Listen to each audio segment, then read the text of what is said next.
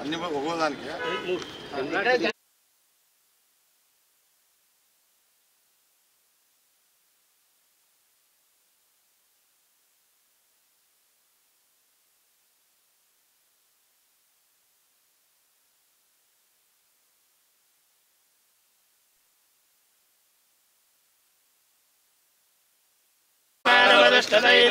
అయం ముహూర్తకాలే సూర్యాని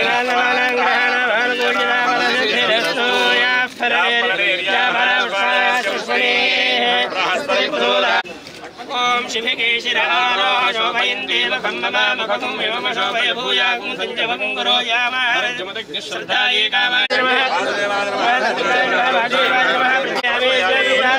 సమర్పయామి దివ్యశ్రీ చంద్రం సమర్పయామి అలంకరణార్థం పుష్పం సమర్పయామి ఓం నమః నారాయణ నమః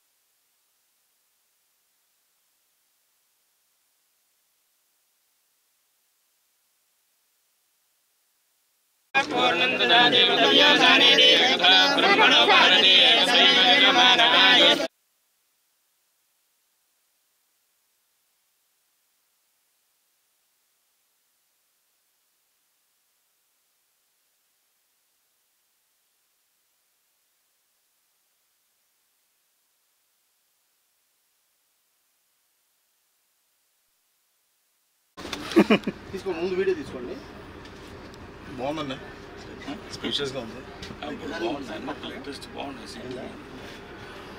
లెగ్ రూమ్ కూడా బాగుంది చాలా వెనకరాలు అటు కూడా కవర్ చేయండి చేస్తాను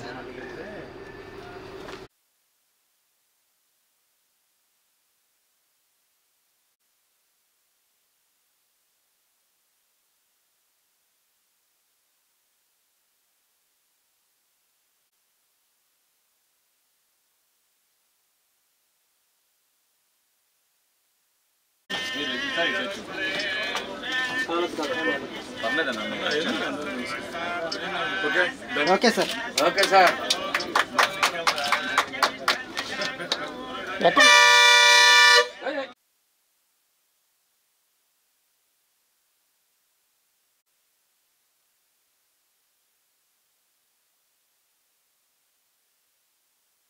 ఈరోజు చాలా సంతోషంగా ఉంది. గత 5 సంవత్సరాల్లో ఒక్క బస్సు కూడా కొన్న పాపాన్ని ఆ ప్రభుత్వాన్ని అయితే తెలుగుదేశం పార్టీ నారా చంద్రబాబు నాయుడు గారి నాయకత్వంలో ఇక్కడ ప్రభుత్వం ఏర్పాటు చేసిన తర్వాత సుమారు 1400 బస్సులను ఈరోజు ఏపీఎస్ఆర్టీసీ జాతికి ప్రజలకు అంకితం చేయడం జరుగుతూ ఉంది. దానిలో భాగంగానే ఈరోజు ఇక్కడ పెద్ద కార్యక్రమం ఏర్పాటు చేయడం జరిగింది ఏలూరులో.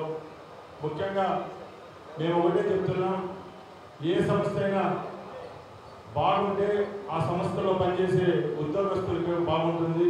వాళ్ళందరూ ఆ సంస్థ బాగుండే రోజే ప్రజలకు కూడా నాణ్యమైన సేవలు అందించడానికి ఉంటుంది. కాబట్టి మరొకసారి ప్రభుత్వం ఏర్పాటు చేసిన తర్వాత ఏపీఎస్ఆర్టీసీని గాడిలో పెట్టేదానికి మా రవాణా శాఖ అయితేనే మా ప్రభుత్వం అయితే చర్యలు తీసుకుంటా ఉంది. ముఖ్యంగా దానిలోనే ఈ భాగం ఇది. ఈరోజు ఏలూరు పట్టణంలో వివిధ డిపోలకు చెందిన వెస్ట్ గోదావరి డిపోలకు చెందిన బస్సులన్నీ ఇక్కడ ప్రారంభించడం జరుగుతూ ఉంది. ఈ బస్సులన్నీ గ్రామాలకైతేనే పట్టణాల మధ్యలో నడిచే బస్సులే ఇవన్నీ ప్రజలకు నాణ్యమైన సేవలు అందించడానికి ఈ ప్రభుత్వము ఏపీఎస్ఆర్టీసీ శ్రీకారం చుట్టింది. సోదరులారా, ఒకటే గమనించాలా, ఏదైతే హామీలు మన తెలుగుదేశం పార్టీ ఇచ్చిందో ప్రభుత్వం ఏర్పాటు చేసిన తర్వాత తూచా తప్పకుండా హామీలను నెరవేరుస్తూ వస్తున్నాం. ముఖ్యంగా ఈ ప్రభుత్వం ఏర్పాటై 2 నెలలైనా కూడా ఏ కార్యక్రమాలు చేపట్టామో మీ అందరికీ తెలుసు. ముఖ్యంగా 2 సార్లు ప్రభుత్వం ఏర్పాటు చేసిన తర్వాత మేము పెన్షన్ ఇవ్వడం జరిగింది. ఈ దేశంలోనే ఎక్కడా లేని విధంగా సుమారు 65 లక్షల పెన్షన్లు అంటే 18 కేటగిరీల్లో 1వ తారీఖున పెన్షన్గా ఇంటి దగ్గరికి వెళ్ళి పెన్షన్ ఇచ్చే కార్యక్రమాన్ని కూడా జయప్రదం చేశారు. అలాగే ఈ నెల 15వ తారీఖున లక్షలాది మంది పేద ప్రజలకు కడుపు నిండా అన్నం పెట్టే పథకం ఏదైతే ఉందో అన్నా క్యాంటీన్లు మరొకసారి ప్రారంభించడానికి ఈ ప్రభుత్వం చర్యలు తీసుకుంటూ ఉంది. అలాగే మన రాష్ట్రంలో లక్షలాది వేలాదిగా ముందున్న నిరుద్యోగులు ఎవరైతే ఉన్నారో వాళ్ళ కోసం ఒక శుభ సూచకంగా ఎప్పుడూ లేని విధంగా 16,000 డిఎస్సి పోస్టులు కూడా రిలీజ్ చేసేదానికి ఈ ప్రభుత్వం శ్రీకారం చుట్టింది. చెప్పుకుంటూ పోతే ఇలాంటి కార్యక్రమాలు ఎన్నో చేస్తూ ఉన్నాం. ఇవన్నీ ఎందుకు చేస్తామంటే ప్రజల యొక్క మన్నన పొందాలి.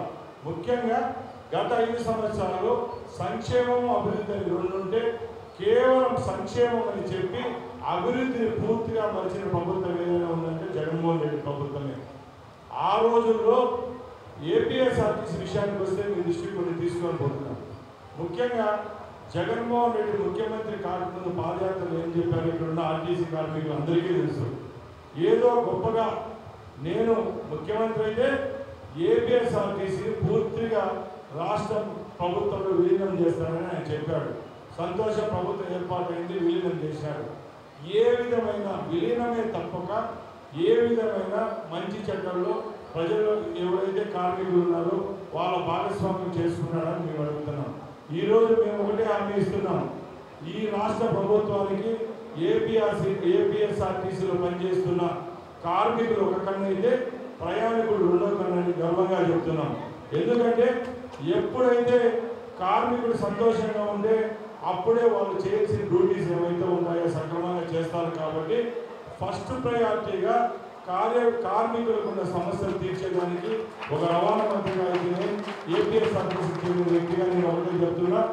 రేపు రాష్ట్రంలో వచ్చే 5 సంవత్సరాల్లో మీరు సంతోషంగా ఉండి మీ సంస్థను దిగ్విజయంగా నడిపించుకునే ఆ రోజే మాకు నిజమైన ఆనందం. ఎందుకంటే లక్షలాది మంది ప్రయాణికులకు సేవలు అందిస్తున్న ఏపీఆర్టీసీలో మీరే ఆద్యులు. మీరు సంతోషంగా ఉండి ప్రయాణికుని గమ్యస్థానం చేర్చిన రోజే అప్పుడే నిజంగా సంస్థకు మనుగడ ఉంటుంది. కాబట్టి ఇక్కడున్న కార్మిక సోదరులందరికీ ఒక రవాణా మంత్రిగా భరోసా ఇస్తున్నా. మీ డిమాండ్స్ ఏవైతే ఉన్నాయో అవి తప్పకుండా ఈ ప్రభుత్వం దృష్టికి తీసుకొని పోయేదాన్ని నేను ప్రయత్నిస్తూనే ఉన్నా. నేను మంత్రిగా బాధ్యతలు చేపట్టిన తర్వాత ఎప్పుడూ లేని విధంగా నెలలో 15 రోజులు ఏపీఎస్ఆర్టీసీకి సంబంధించిన డిపోలు అయితేనే అన్ని దగ్గర పర్యటించడం జరుగుతూ ఉంది. కాబట్టి మీ సమస్యలు తీర్చేదానికి నేను చిత్తశుద్ధి కృషి చేస్తాను.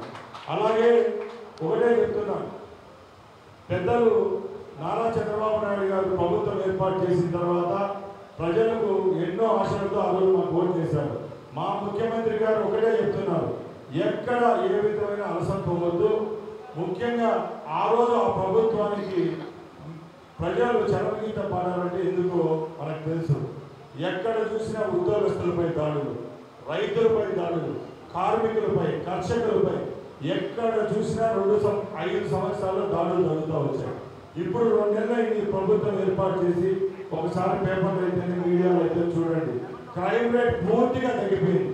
ఎందుకంటే అప్పుడు ముఖ్యమంత్రి నుంచి కింద స్థాయి గ్రామ స్థాయి వరకు నాయకులు ఎవరైతే ఉన్నారో వాళ్ళంతా హింసలు ప్రేరేపిస్తూ వచ్చారు.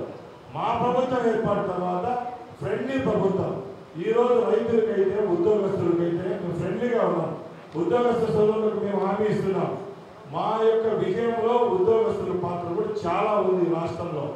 అందుకోసం మేము వాళ్ళకు ఒకటే చెప్పాం, మీరు కూడా ప్రజలకు దగ్గర కండి. మేము నాయకులనే కానీ పరిపాలకులనే కానీ మేము డిక్టేటర్షిప్ అయితే మేము చేయము. ప్రజలకు ఏవైతే మంచి జరుగుతుందో, ఏ కార్యక్రమాలు మేము ప్రభుత్వం చేపడుతుందో ఆ కార్యక్రమాలందరికీ ప్రజలకు, రాజకీయ నాయకులకు, ప్రభుత్వానికి మధ్య మీరు వారధులు. కాబట్టి మీరు ఈ ప్రభుత్వంలో చిత్తశుద్ధిగా ఏ విధమైన అపోహలు లేకుండా రాష్ట్ర ప్రజలకు సేవలు అందించే విధంగా పనిచేయాలని చెప్పి మరొకసారి సభాముఖంగా మీ అందరికీ తెలియజేసుకుంటున్నాం. అలాగే మా ప్రభుత్వం చేసిన అభివృద్ధి కార్యక్రమాలు చంద్రబాబు నాయుడు గారు 14 సంవత్సరాలు మీరు అందరూ చూశారు. తప్పకుండా వచ్చే 5 సంవత్సరాలు ఈ రాష్ట్రానికి అయితేనే, మన బిడ్డలకు అయితేనే, రైతులకు అయితేనే ఒక సువర్ణయుగంగా ఉంటుందని తెలియజేసుకుంటూ జై హింద్, జై తెలుగుదేశం.